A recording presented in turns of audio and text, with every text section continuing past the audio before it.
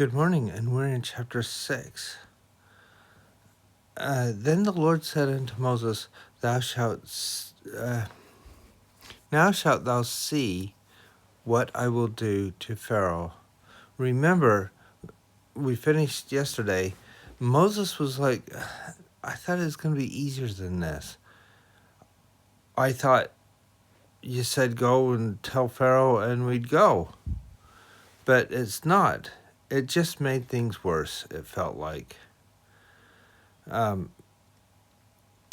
now the Lord's reminding Moses that it's his work, that it's the Lord's work that he's doing, and to follow it, and that he would come out on top, basically. For with a strong hand, or as we look at that in the thing, by a hand of strength, i.e., by reason of the power of the Lord, rather than just, if the Pharaoh had let him go in his state of mind, it would have been like, I'm so magnanimous, I'm such a wonderful Pharaoh. But the Lord wanted Israel and Egypt to know who it was that let them go. Shall he let them go, and with a strong hand shall he drive them out of his land. And God spake unto Moses and said, I am the Lord. He's reminding him, Moses, it's my work. Don't worry about it. I have this. And again, he says the same thing that he's told him many times before. I appeared unto Abraham and unto Isaac and unto Jacob by the name of the Almighty God, but my name, Jehovah, was not known to them. Now this could, people would say, oh, well, Jehovah wasn't known yet. But if we look in the translation, if you read where it says, and unto Jacob, that and, if we look at the footnotes, says, and unto Jacob, I am the Lord God Almighty, the Lord Jehovah, and was not my name known among them. Changes it around. Yes, he's saying, I was known. You know that I was known among them. Was I not known among them as Jehovah? Yes, I was known among them as Jehovah. Totally different. Thanks to the Joseph Smith translation, some things become so much clearer, and this is one of them. And why wouldn't it be? He's already used Jehovah several times. In fact, Jehovah was how they were going to know that he was sent by God. So this wouldn't make sense if it read the way that it was translated here. But Joseph Smith's translation makes it clear. Jehovah was known. In fact, wasn't he known? Wasn't it? It's the question of, didn't I help them out? Didn't they know me? You know me, and you know that I can do this. I've done so many other things before, I can do this. And I have established my covenant with them to give them the land of Canaan, the land of their pilgrimage, wherein they were strangers. Pilgrimage in this sense is where they went to, where they lived.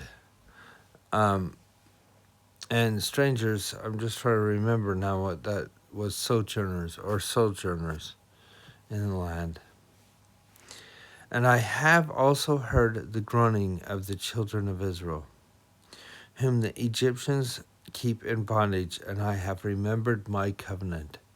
He is telling Moses here, it may look worse, but I know the beginning from the end. I remember the things that I promised you and your fathers before you. Wherefore say unto the children of Israel, I am the Lord. Let them know who's the one that's doing this. It's not you, Moses. It's me. I am the one that's doing this. And I will bring you out from under the burdens of the Egyptians, and I will rid you of their bondage. And I will redeem you with a stretched out arm. That will come about when we talk in Isaiah, and he mentions the stretched out arm many times, and with great judgments. And in this sense, you can see him stretching out over Egypt with the plagues and so forth. But he also has a stretched out arm to gather Israel in. One to mete out punishment, one to gather in. And I will take you to me for a people, and I will be your God. He's letting them know, it is me, and I will be your God. And ye shall know that I am the Lord your God. Watch what happens, because I am going to be your God. That's what he wants more than anything else. He's not just freeing a bunch of slaves. He is freeing a people who will worship him, which will bringeth you out from under the burdens of the Egyptians, and I will bring you in unto the land concerning the which I did swear to give it to Abraham, to Isaac, to Jacob. Wait, why is he mentioning them again? Because he is the Lord of Abraham, of Isaac, and of Jacob. And I will give it to you as an inheritance. I am the Lord. Again, he mentions that. He's letting Moses know, and Moses, so that Moses can let the people know that he is the Lord. And Moses spake so unto the children of Israel. Remember, Moses wrote this so that the people would listen to him as well. I mean, later, as the Septuagint was brought about, people would see who the Lord was. But they hearkened not unto Moses for anguish of spirit and for cruel bondage. I put that in gray because why did the children of Israel not hearken? Because of the cruel bondage, the stuff that the the Pharaoh had done. And it seems to be working. We can sometimes be so caught up in the things of the world, and the world pushing against us in a cruel sense, bondage or whatever you want to call it. Sometimes we get so caught up in the world that it is hard to see the spiritual things of the Lord. And the Lord spake unto Moses, saying, Go in, speak unto Pharaoh, king of Egypt, that he let the children of Israel go out of his land. Notice now he's not just saying, let us go 3 days to worship. He said, okay, this isn't a bargain. Okay, well, we'll do it 2 days, maybe 1 day. Okay, just let us go for 1 day. No, he's saying, okay, you won't accept the first for us to go for the 3 days out of Egypt. Well, then we go out of your land. We're gone. You lose all of the servants that have been building your houses, but been taking care of flocks and all sorts of other things. You don't have us for that. And Moses spake before the Lord, saying, Behold, the children of Israel have not hearkened unto me. He said, well, I've told them what you told them to tell me. I told them who sent me and everything, and they did not listen. Up to this point, I just want to point out who has seen miracles. Well, Moses saw the miracles. Moses showed miracles unto Aaron, which in a second may include some of his posterity. We'll see that. He's also Aaron showed miracles to, or told them, I don't know if he showed them, but I think he showed them to the elders of Israel. We don't know about anybody else, but Pharaoh has not seen anything. But what he has had is the opportunity to listen and accept and free the people.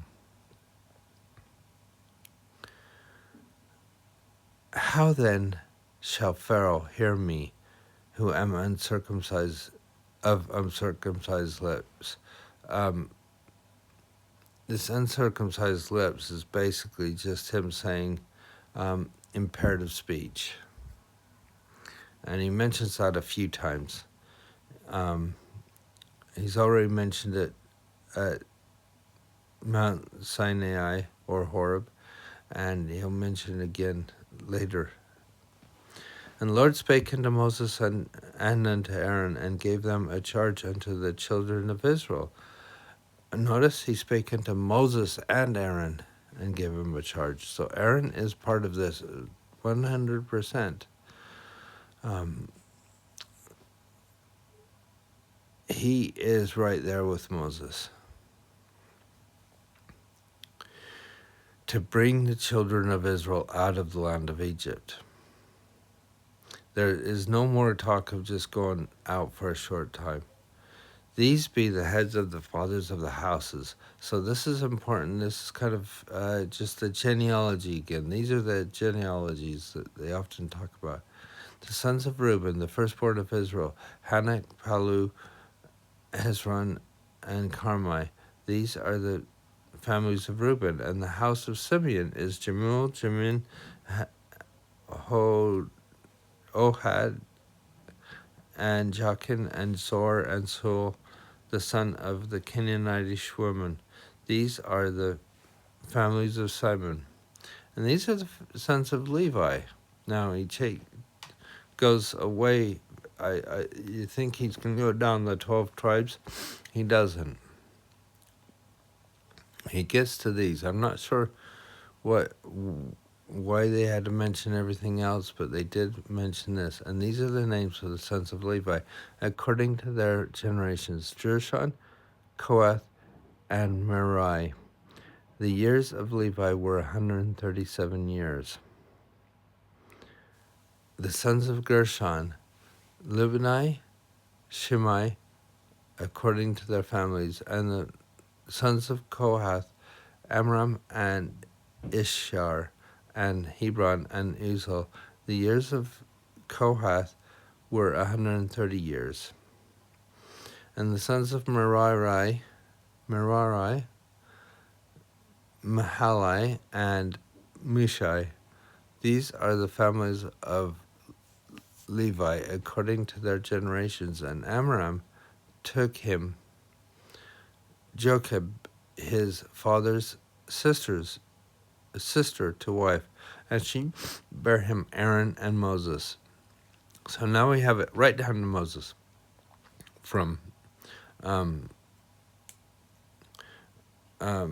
Levi. And the years of the life of Amram were 137 years. And the sons of Ishar, and Korah, and Jacob, and Zorah, the sons of Uzal, Mishael, and Ishpan, and Zethari. See, now they're letting us know more about the people of their family. This is about their family now.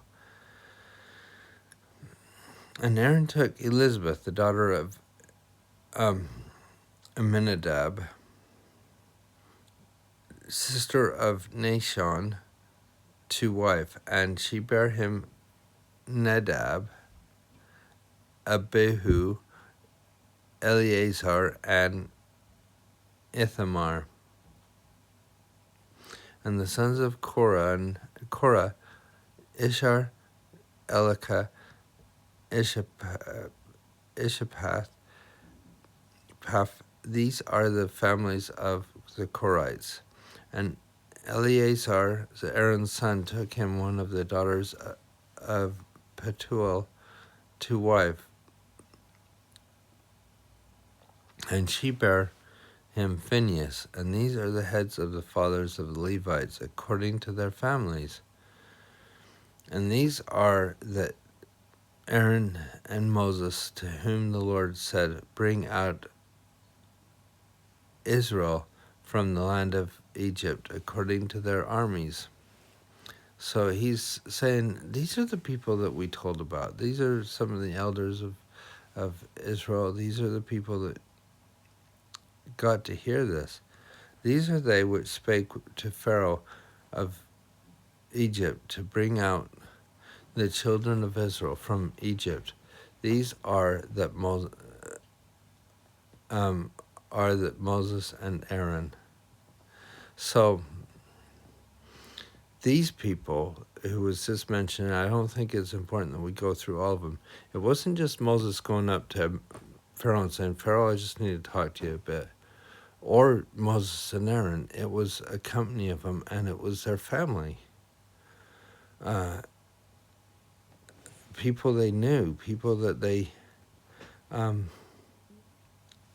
were aware of. And it came to pass on the day when the Lord spake unto Moses in the land of Egypt, that the Lord spake unto Moses, saying, I am the Lord. Again he reminds him that. Speak thou unto Pharaoh king of Egypt all that I say unto thee. And Moses said before the Lord, behold, I am of uncircumcised lips, and we know what that means. And how shall Pharaoh hearken unto me? And he lets him know, it seems like there's a little more to it than that, but there isn't. Just stammering lips and slow of speech. But how shall I know? What a cliffhanger. We'll find out next week, actually tomorrow, but it's the new week next week. But it seems like, well, how's he going to do it? This is impossible. He is the king of all the land, and I'm nothing now, right now. The Lord brought Moses to a point where he could do just his work, not because of his position, but because of who he would listen to, that he would listen to the Lord. I hope you enjoyed that, and I hope you can feel the love the Lord has for Moses and the way that he's built him up through all the things that he had to do and is about to do. But Moses didn't just all of a sudden become this wonderful person. He had to grow line upon line. And we'll see you tomorrow.